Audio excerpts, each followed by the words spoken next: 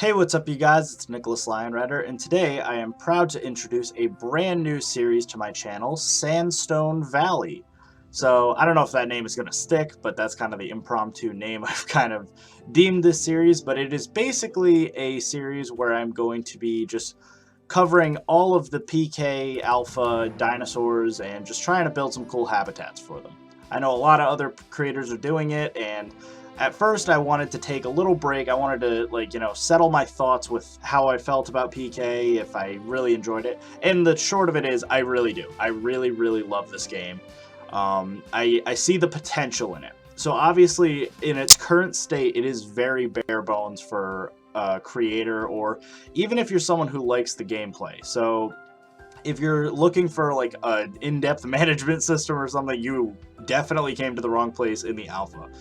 And if, since I should probably mention it, if you are looking to try out the alpha for yourself, unfortunately, you can no longer do that. So unfortunately, the cutoff line was the 19th. If you weren't able to, be one of the fortunate people who either was given access to the alpha or were a Kickstarter backer or invested, I think it was $90, maybe $85 or something. It was quite expensive, though. To get into the alpha, it is no longer available. The game is still available for pre-order for the early access, which should release in Q3, but unfortunately, if you wanted that alpha access, unfortunately, that is no longer available. However, as I'll, kind of highlight, you aren't missing too much. So right now, the alpha is very, very bare bones structure of the game. It is super, super fun, and why I think this is going to be a phenomenal game once we get all of the, full props and full dinosaurs and the Pleistocene animals and all of that. This is going to be a phenomenal game, because even in its very, very early stages, this is a really fun experience, especially if you like zoo builders. If you come from Planet Zoo, you're probably going to actually enjoy this game more than JWE, because the building tools in this game are phenomenal. And so I just wanted to make this series just because I've just been enjoying the game and I needed a reason to play the game. And so what I kind of settled on is sort of a, pseudo Jurassic Park, pseudo Frontierland vibe, I guess, from like Disney World. So I should probably just address what I'm doing right now. So I'm essentially making a pseudo Jurassic Park visitor center right now. So you can use some of the default props they have. They have an information center and a bunch of shops and stuff, and I might place those down later on. I just wanted to see what I could do realistically with the current building tools and stuff, and see what I could do.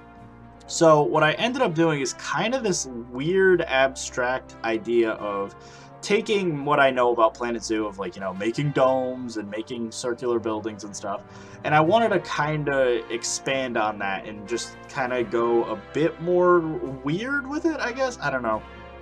Yeah, I don't know if any architecture style would actually adopt this idea, but essentially the layout on the inside is extremely similar to the Jurassic Park visitor center. So if I'll pull up a picture.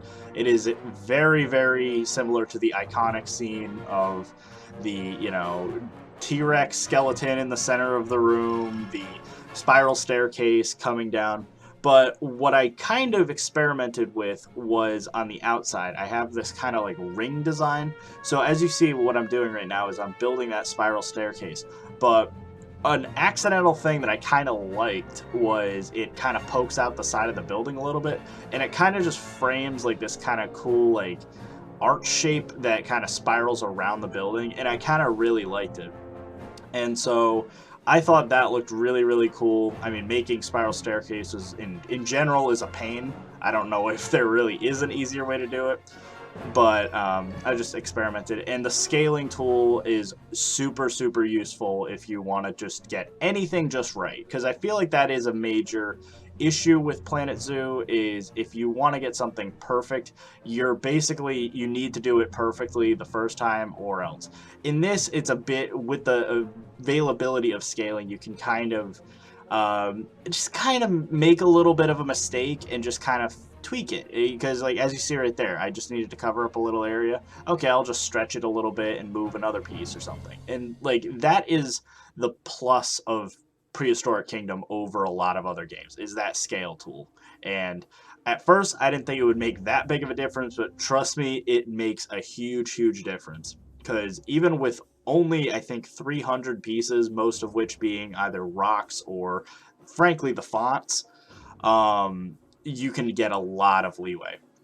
So what I'm doing here, so now that I have like kind of the base shell of like the circular building with a dome on top, I wanted to kind of experiment a little bit. So I went ahead and made these kind of pseudo towers that were kind of jutting out from the side, and I was very experimental with this. Again, I don't know if this architecture makes any shred of sense.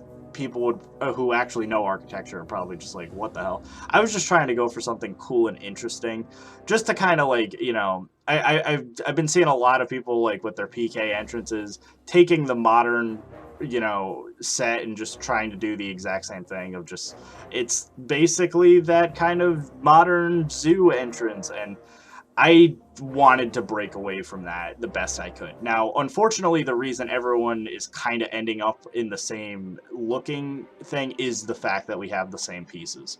So, due to the fact that our entire color palette is basically this brown, light brown, white, black, and gray, with no other color variation, it means all of our builds are going to look quite similar. So I tried to just do the best I could to try to differentiate my builds from everyone else, but just needless to say, there's probably going to be a lot of overlap between a lot of people who are making builds for this game, because like I said, the alpha is just so bare bones right now.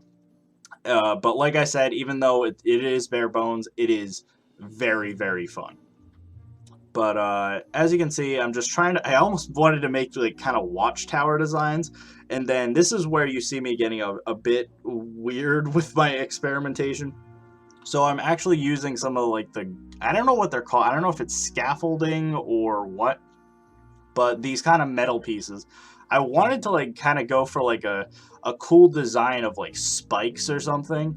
And so what you see me here is it almost looks like a dragon head or something.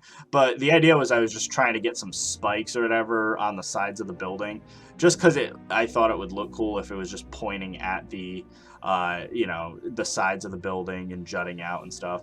And so it kind of looks like a dragon head, I'm not gonna lie, but it definitely, you know, just adds a little bit of character, I think, to the building as a whole. And so I basically at this point am trying to figure out, you know, where I actually want to put these. Do I want to face them in, out? Do I want to cover all four sides? What? I think I just ended up with the two, but then I have two more towers on the side, kind of framing the building in the front. And I will say that there is definitely a level of jankiness to the Prehistoric Kingdom Alpha right now. So even though a lot of people like make it seem like, oh, look at how easy it is, you know, it's just like Planet Zoo, it does take some getting used to. It does have some kind of weird quirks about some stuff. I'll explain later on. I had a little bit of trouble with one particular thing, and it's because you have to kind of work with the engine in its current state. I don't know if it will be fixed, and I hope some of these like kind of little kinks will get ironed out eventually, and I'm sure they will. There's just some little things. As an example, the angle snap. So in most situations, you would want to angle snap a blueprint to be 90 degrees. However, it appears that if you set your angle snap to 90 degrees, it doesn't actually want to work. So what I've found is a nice workaround, at least, is if you set it to 30 degrees, you only have to do 3 clicks, and then it'll eventually be that 90 degrees that you want. But it's just like a little thing like that that's a little quirky about the current alpha that I hope, you know, eventually gets ironed out. Same thing, the scaling tool. It seems like, oh, it's so great and, you know, useful, and it is. It's just not perfect. So you'll have some kind of issues scaling some stuff. Sometimes it'll accidentally try to shrink stuff when you're trying to grow it. It's a little bit wonky. So, you know, take that with a grain of salt, that like, you know, a lot of this is likely very early into development and will definitely be ironed out by the final product. So another idea that I should probably mention right there is I was going to do a little water feature in this area, but the water unfortunately will not go near the path system super easily. So instead, you know, I had to kind of think of what I wanted to do over here. And I thought just like a little like rock garden might be a cool idea. So I just kind of sectioned out a little area with some sand, added some kind of like sandy rock or stone, I guess, on the side, and just kind of experimented with like a little rock garden.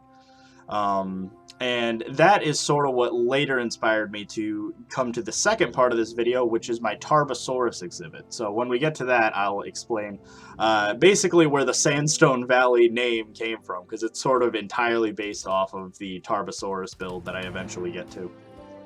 So next up is me kind of experimenting once again, like I said, with just the pieces that I have. So with no flexi color, all I can really use are, like I said, the brown, black, gray, and white. So I know a lot of people are kind of using the fonts or the single font that we have in addition to the scaling tools and stuff to kind of be our de facto primitive pieces.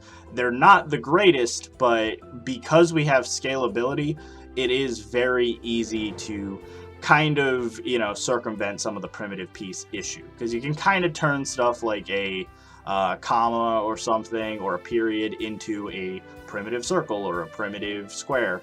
The issue comes in the form of, unfortunately, these are not flexicolor, so I thought, what is something that I would want to use to make a statue out of that would be white? Oh, a skeleton! And once again, this is sort of where that kind of Jurassic Park Visitor Center came into play, because I was like, let's just make a T-Rex statue. But what I didn't want to do is make it a super hyper-realistic T-Rex statue. I was going for a more cartoony style with it, and I think I actually did a pretty good job. Because if you look at, especially when we get to something like the skull, it is very comedically cartoony. Like, it looks closer to like a cartoon crocodile or something than a T-Rex. But it definitely works in the final product. It kind of is that kind of like, I don't know, just fun style, art style. I don't know. I thought I did a decent enough job with pretty much exclusively using the, basically the L shape, because that was, or I don't know if it was L or I. It was just whatever is basically just a glorified rectangle. I used the letter C as a rib cage, so you see me working on that right now. I basically just used the C as a rib cage. I just flipped it and then scaled it appropriately, and then that's sort of how I made my cartoony rib cage.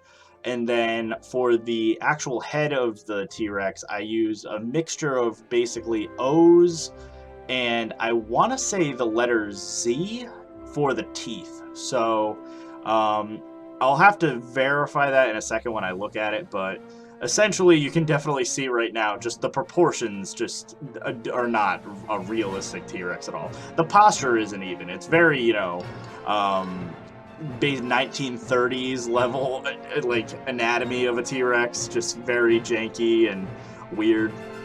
But as you can see here, like, even though I only am using basically that eye piece, it allows me with scalability to kind of make it into like essentially the Planet Zoo comma piece or some of the other pieces.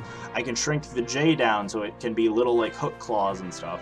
And you can get away with a lot due to the scalability. So once we actually get true primitive pieces, or at least flexi-color or something, this game is going to be insane for builds. Like, I know, you know, obviously I'm showcasing right now what you can do. Rudy had a great video where he basically made a whole, like, Jeep or truck using some of the basic pieces and stuff. So even with just the limited pieces we have, if you're creative enough and use those new tools at your disposal, you can definitely make some really cool stuff. So this is the skull that I was talking about, and as you can see, it is very much like a cartoon crocodile or something. So I basically stretched out the letter O for the eyes and the nose. I used it as like a bottom disc plate for the mouth, and then I'm using, oh sorry, it wasn't the Z, it was the number 1. I basically stretched it to such a degree that the little tip of the one is going to be used as teeth, and then the bottom just kind of acts as a little gum that you really can't see. It's basically hidden away. And so literally I just kind of just dab it in, and then there you go. There's a mouthful of teeth. And then I just kind of did the same exact thing on the lower side on the left. And then eventually I just flip it around and do the top side. And that's really all I have to say about that. But in the end, I kind of end up with this kind of goofy looking T-Rex skeleton, and it's exactly what I was looking for. So I think it looks pretty good. And yeah, I wish there was an easier way. Like, there's no workshop yet. You can technically save blueprints and share them if you like sent them over like files and stuff.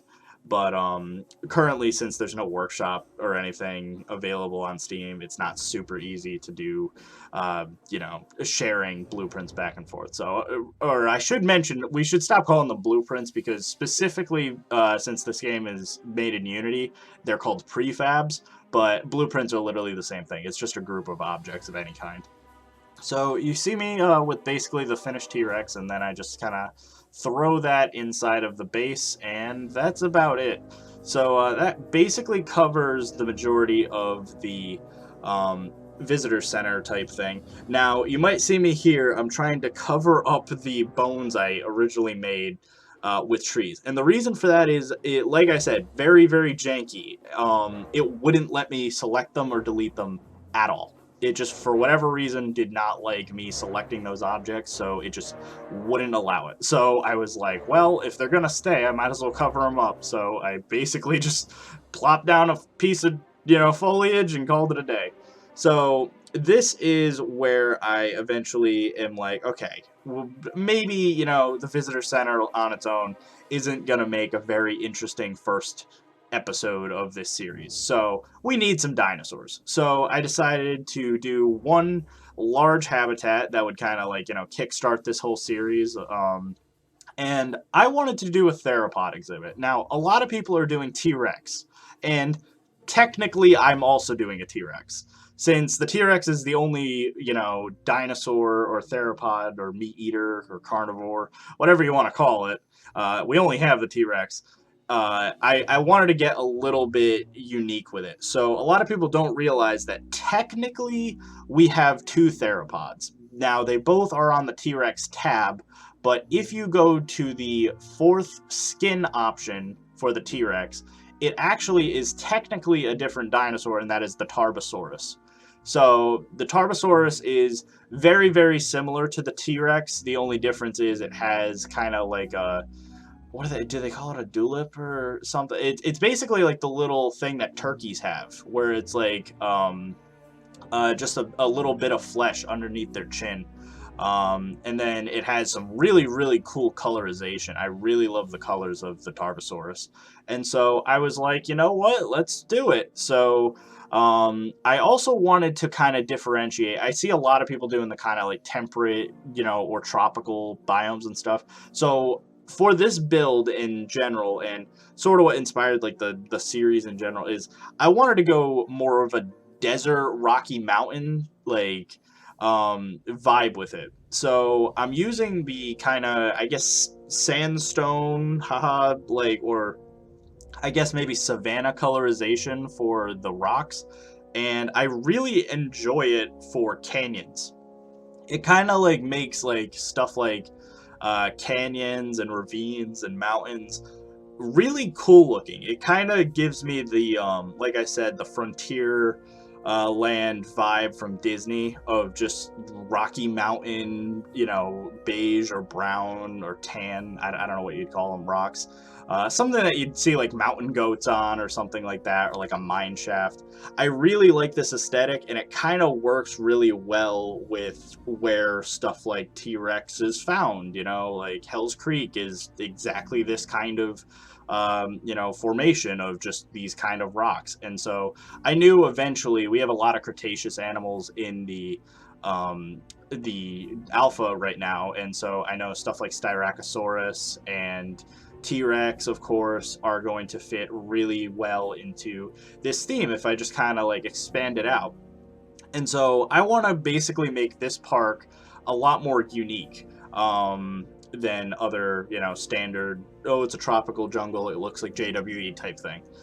Which, by the way, I should mention this, because this is a thing that a few of us have realized at this point. So even though the game currently does not have elevated pathways, the guest AI is smart enough to recognize navigation as long as it's modular. So as an example, Leaf also did a great attempt at this, and it works quite well. Sometimes the guests fall through, if you see they're like walking on the ground and stuff, but if you make a modular bridge, they'll basically walk across it. So I just wanted to kind of make like this just big, like essentially elevated pathway over the canyon, and I'll be honest, it arguably works a lot better because you're making it yourself. You're making sure that everything is a lot more custom, and they'll walk on it, and that's awesome. And so, unlike Planet Zoo, you'd have to basically kind of fidget with the in-game elevated path system.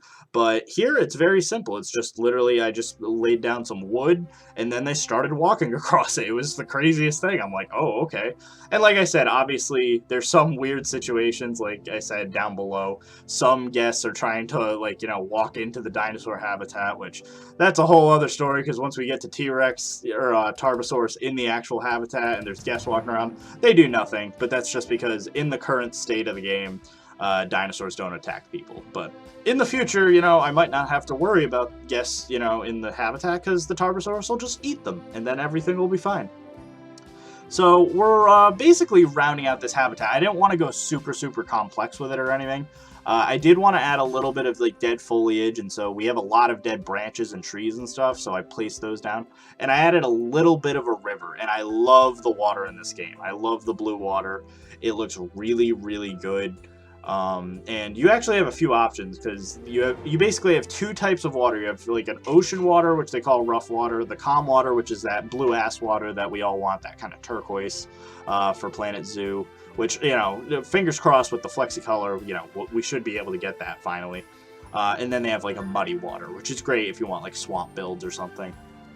But past that, I mean, I think that's essentially the habitat. I didn't go crazy with, like I said, you know, making it too much of a habitat. So I'm incubating some Tarbosaurus and then place them down. I love how you place down dinosaurs in this game. It's so easy. You just literally just click on the dinosaur and then just plop, there it is. Now it's in your habitat.